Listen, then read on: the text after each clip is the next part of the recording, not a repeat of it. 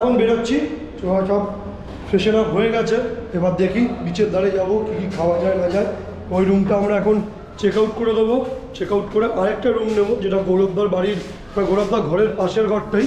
তো চলো, বাইরে রোদও খুব ভালো উঠেছে, টুপি কিছু নিয়ে আসিনি। আর দেখি কোথায় কি টিফিন খাওয়া যায় না যায়।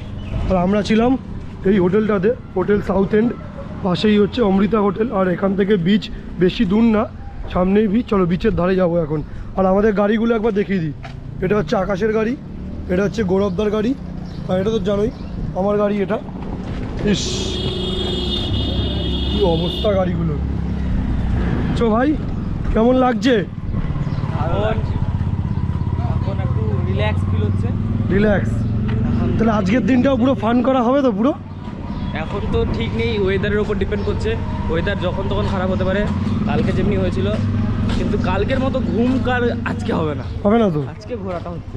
और भाई कैसे लग रहा है भाई? एकदम बढ़िया लग रहा है। सुबह सुबह उठ के ऐसे ही बीच की तरफ जा रहे हैं हम लोग।